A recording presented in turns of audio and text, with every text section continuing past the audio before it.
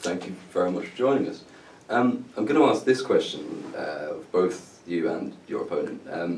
Given that the college is in the fairly late stages of its terminal illness, is there enough time left, do you think, for you to actually introduce anything substantive and new and something that will improve the college in the short time that we have left, or is it just about holding on to what we have?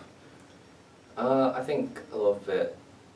It's not quite holding on to what we have or improving the college in a certain amount of time. It's about trying to progress the college, see what happens after Kensington, after University of London. I think there's a lot of influence what the student union can do in that regard. As for actual improvements, I would agree that it's somewhat late to introduce anything revolutionary, but obviously there's still a lot of small quality of life improvements that can be done at any point, regardless of where along the college's lifespan you're at. I mean, presumably that's why your manifesto is quite heavily, I think, events and societies focused in terms of maintaining what we have and making sure people still have good, funny times. But so you focused a lot on that, but you seem to acknowledge as well that this is a time the president must be expected to be involved in long-term planning for the future, which you mentioned yourself. And your opponent can boast quite a lot of experience behind the scenes already with various academic affairs meetings. I wonder if you're slightly lacking in that regard. I mean, what experience do you have? So the first year I took part in a good number of the TOPSY meetings when it was still getting set up, asking contributing what ideas the students had regarding the extra funding and such. So there's that. There's also I've had plenty of interactions through society with just asking about how things are going with the college. I try to keep an ear to the ground when it comes to how things are going, but obviously a lot of it is kept under wraps. I mean, you'll appreciate there's quite a significant difference between keeping your ear to the ground as the head of, say, Pokemon Society and actually being involved in fairly high-level meetings that you'll be expected to attend as president, which could include anything from reallocating TOPSY funds to beginning the transition to another university site entirely. And I mean, are you really saying that the Pokemon Society experience that you have is sufficient to assuage anyone's doubts as regarding your level of experience? I would concede that there is a bit of an experience gap, but I also would question to what degree my opponent's relevant experience in that area as well is also sufficient. Well, he's been involved frequently, has he not, in academic affairs and related meetings? I mean, you're saying he doesn't have a great amount of experience in that himself. It's what his manifesto is predicated on. Well, even then, but still as a student, but still not quite the same. Obviously there's a big difference between that and the present meeting, so I still think maybe less of a gap perhaps, but still a very big gap in that. I mean, do you know, for example, I mean, I apologise if this seems trite, but I'm trying to get an idea of the level of preparation you've achieved so far. I mean, do you know, for example, members of staff that you'll be dealing with? I mean, can you tell me, say, who we got? I mean, who is the chair of governors, for example? I mean, do you know who you'll be actually having to have these meetings with? And have you met them before? No. No. Okay. I've talked with a couple of governors. I'm not sure exactly what position in the governing body they are. It's obviously Mr. Lutling, who had the careers dinner. There's also Nadine, who I've had interactions with. So. But you accept that this may be an area you need to brush up on, I suppose. I mean, if you're serious about coming to this, obviously you would want to be prepared when you go in. I mean, do you think maybe in this respect you're almost jumping in blind here? I mean, if your opponent already has relationships with the people that matter in the college in terms of academic affairs and things, do you have some catching up to do, I suppose, is what I'm asking?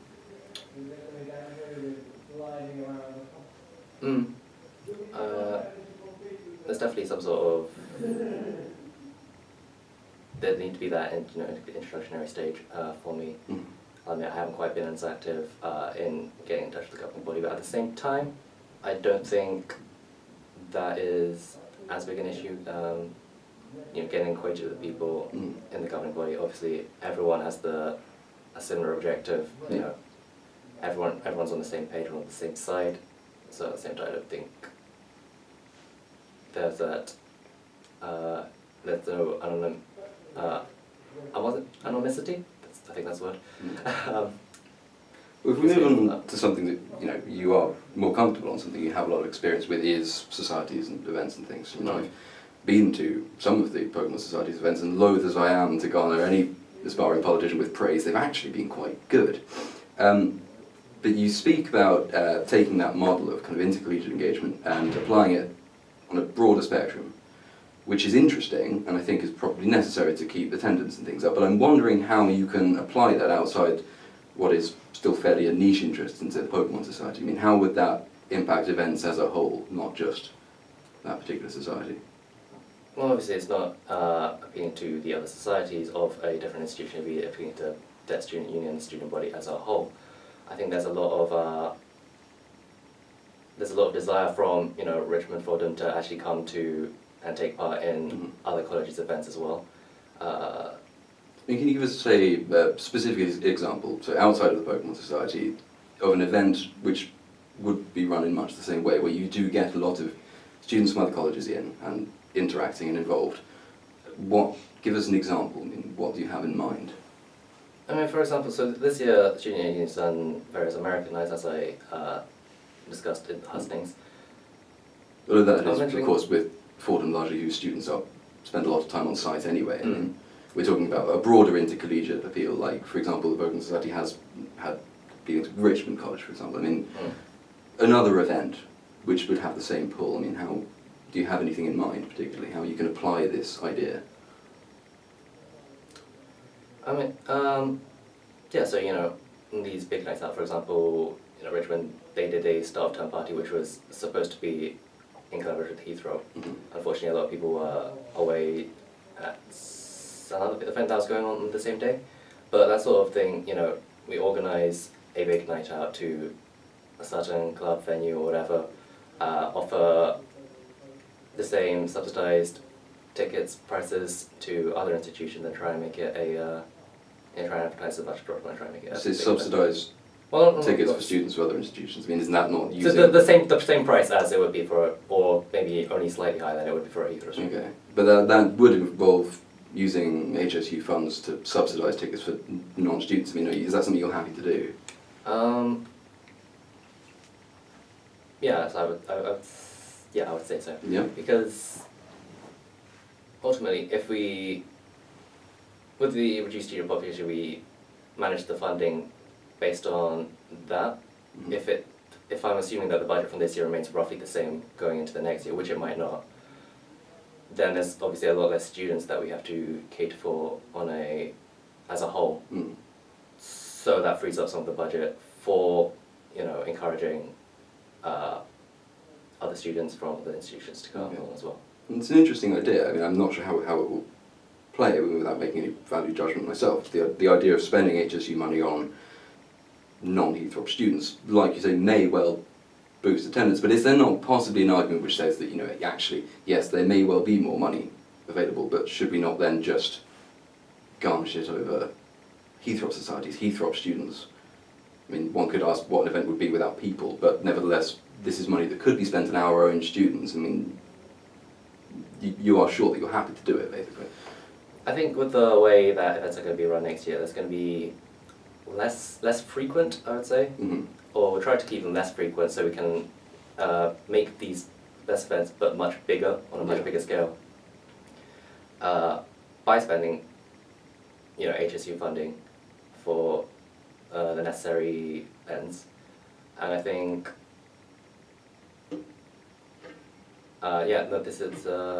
this is fine, because otherwise, as you say, if we have an event and, there's 5 people show up, that's not... We still have to keep... I feel it's still important to keep some sort of, night out, because that's part of the university experience, right? Yeah. So it's important to keep attendance at these events, even if we do less of the events. Smaller, fewer but bigger, even. Yeah, there we go. Okay.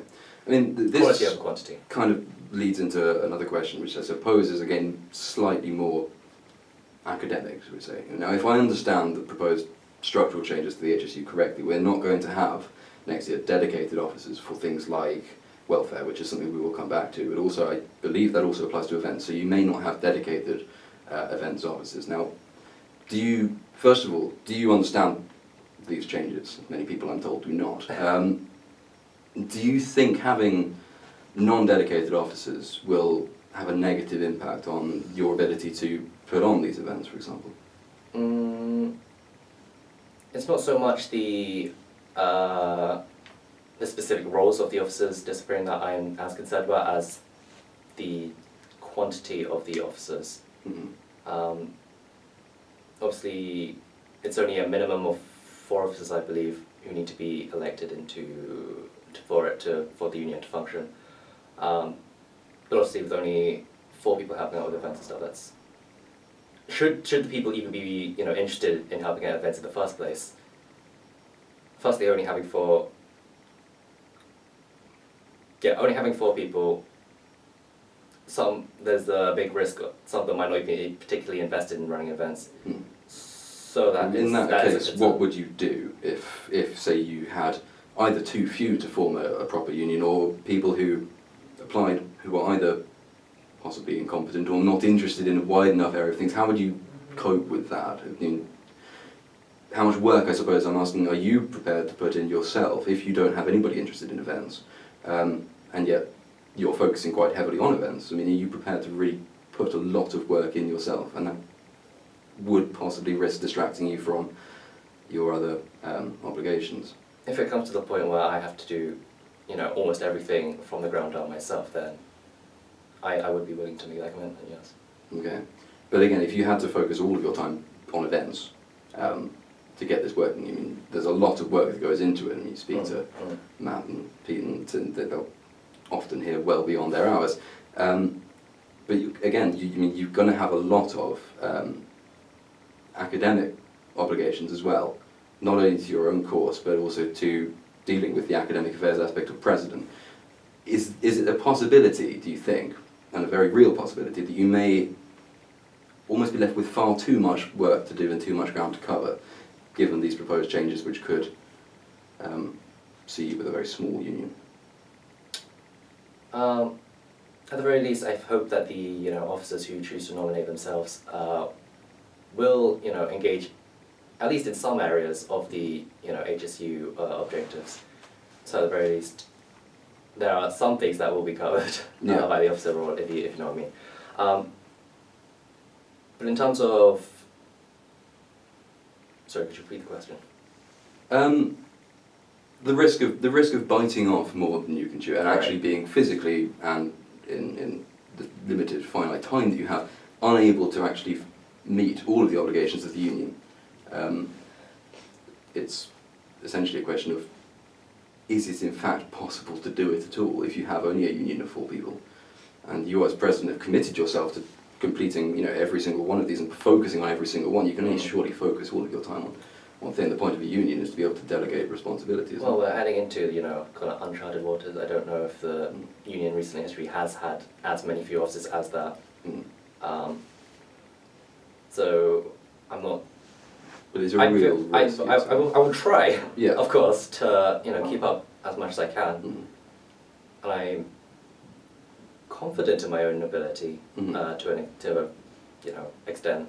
I mean, I've asked this But in... it's difficult to say for certain. Will I be overswarmed without actually being in that situation? Okay, I suppose, we'd have to wait and see. Now, I've asked that in relation to events, but one of the main concerns raised at, for example, the meeting when these union changes were announced, was to do with welfare and not having dedicated welfare officers. Now, Stefan, one of the candidates for Vice President, has suggested if it may come down to the HSU simply being a signpost to staff members like Dominic McLaughlin. Would you be happy with that? I mean, is there a role still for the union in welfare, or should it just be there to point out the college councillor and other relevant staff members?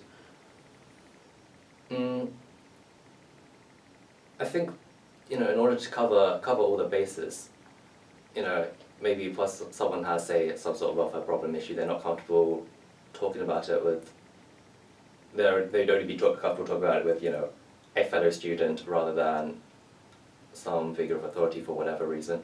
I think it's important that that base is covered. Mm-hmm.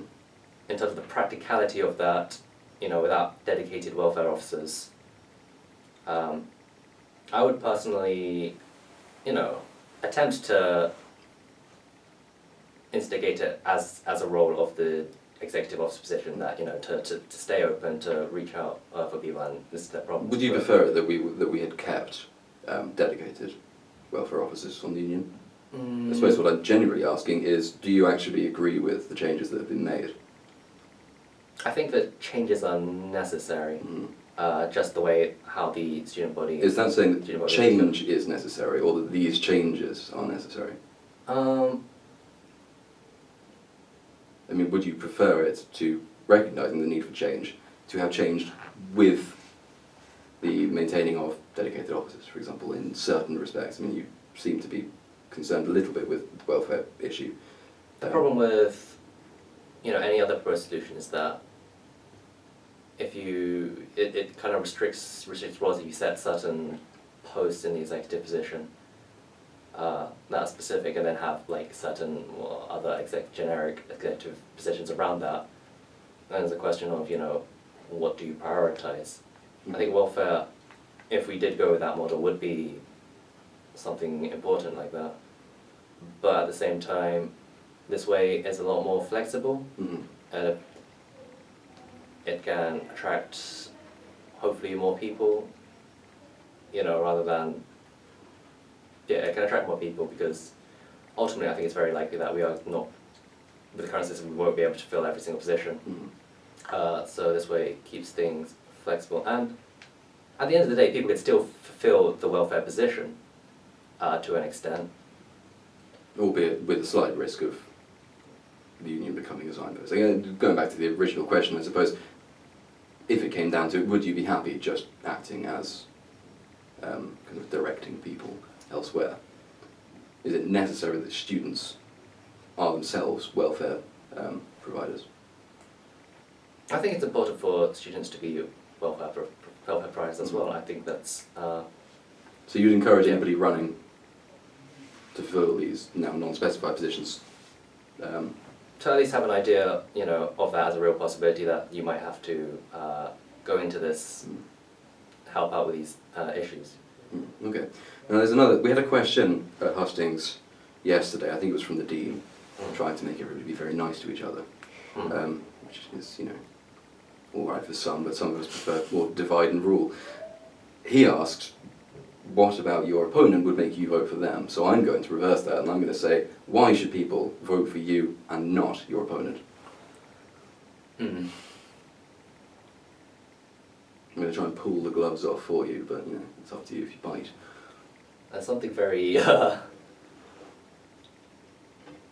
very uber serious about Dan, I feel, which isn't necessarily a bad thing, but at the same time, I feel it makes him kind of a little stubborn to an extent. Okay. There's a kind of stubbornness to him, there's a kind of, I'm not sure how to put it, but there's like strangeness about him, I think. Not saying that I'm not strange either. Strangeness, I suppose we'll have to take that. Which strangeness do you prefer? Well, that's the question for the voters, not for me. And so he's had a bit of a difficult time, what with him, you know, admitting to having written this letter criticising the current executive. I mean, do you think that some of the points that he made actually were fair, or would you say that the union has broadly done quite a good job? I'd say the union has acted, you know, as you say, it's done a good job with, you know, what it's got, with what it has to maintain. He goes on to, for example, in the letter he criticised, you know, a lot of events-based things such as the single and mixer event. Mm. But at the end of the day, I talked with the events officer about this. At the end of the day, they have to meet a certain quota. They have to keep the bar open for so many times, and to do that, they have to run this many events anyway. which links into what I was saying earlier about, you know, next year hoping to run less events but on a bigger scale. Yeah.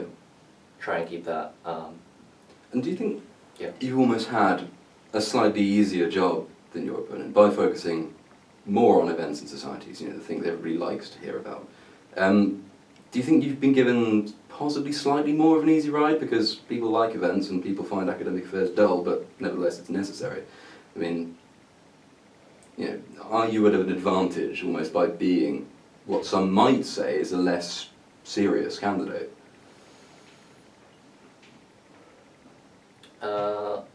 So advantage indirectly in regards to focusing on events and societies rather than academic affairs, is what you're trying to say?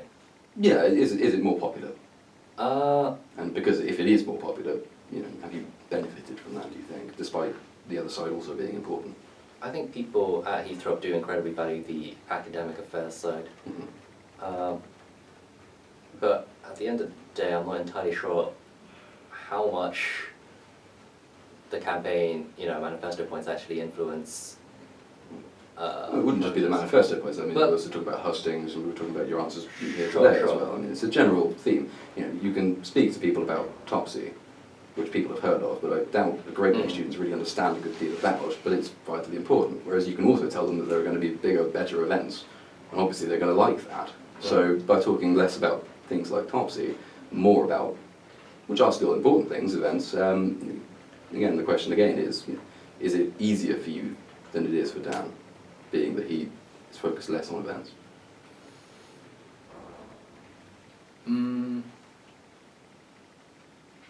As I said, I don't think the difficulty of running a campaign comes down to focusing on which area in particular, because I think people value both the academic side and the event side. Certainly, you know, by focusing my campaign on societies then, and events that people get, you know, is interested, it's like, wow, the Pokemon Society, that's a pretty wacky sounding society or whatever. But at the same time, I figure if I had chosen to focus my manifesto on the academic affairs side as well, then there are also other factors surrounding this election that would have still made it, you know, that wouldn't have made it any more difficult or harder. Okay. That aspect, Well- that factor in particular would have made it even easier or harder. I believe we're drawing to a close, but before we end, there's a well-worn question now, I think, which, well, certainly for the last year, 2 years maybe, which I'm going to ask again because I always find people's answers to it interesting. You're going to be in some very high-up meetings, very important things will be said, and you will, by if precedent is any guarantee, be made to sign a non-disclosure agreement, which prevents you from telling us, who elected you, some of the things which we might want or feel we need to know. Do you think that that would negatively impact your ability to properly represent us? Do I feel that by signing a non-disclosure agreement that limits my ability, or negatively impacts my ability to Do properly your influence? job, I suppose. If you consider the president's position to be solely to accurately represent the student voice, then yes, it would. Mhm.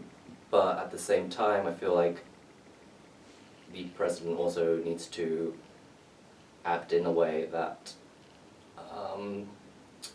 best benefits the student population, regardless of whether or not they can hear about it. So you're asking Which us to take you on faith, I suppose. We are in Heathrow, after all. It's certainly difficult, but you know, at the end of the day, You would, I though, can't- presumably, you'd be happy to sign it. I would be happy to sign Yeah. it. I can't, you know, I made a commitment at hustings not to compromise the potential partnership between, Mhm. you know, any kind of whatever first party Roehampton or otherwise. So I would sign that non-disclosure agreement. Okay, fair enough. And I suppose there is a point I think you make in your manifesto about ensuring that the teaching standard at Heathrow continues to be as good as it is. No, I suppose there are two parts of that. Firstly, you know, if you... Actually, I'm going to scrap the first one. There's one point to be made with this one, which is actually, can you actually guarantee that? I mean, is that within your power? You can't exactly stop the exodus of staff going on well-timed sabbaticals. Not that I'm implying anything untoward, but I mean, is that really within your power? Is that a promise that's really worth making, given that really employment and things are not within the president's remit? It's true if all the lecturers just got up and left, you know, in September, whether that would make my decision. Ultimately, I don't exactly have, you know, absolute power regarding that, but there's still, you know, things to be done, petitions to be signed, letters to be written that can influence that to a degree, and, you know, as much as I can, I will attempt to ensure that. Okay. And I think we'll go with one final question. Actually, the current state of the pool queues is not too bad, I believe, Yeah. but will you pledge to set aside a pool queue fund, just in case someone breaks one over the back of someone else's head or something? Can you guarantee us? Can I Give us a guarantee cast you? iron guarantee that you will resign if we ever find ourselves with unserviceable pool queues? I'm not guaranteeing that. Well, that Unfortunately. could be something that the election hinges on, but I suppose we'll wait and see. I think that's probably it, so thank you very much for joining us, and good luck in the election. I would like to remind the viewers at home that I have guaranteed that I will buy chalk for the pool cues. So there's that at the very least. Well, that's a halfway promise. I So suppose. please don't break the pool cues. Fair enough. Thank you very much. Thank you.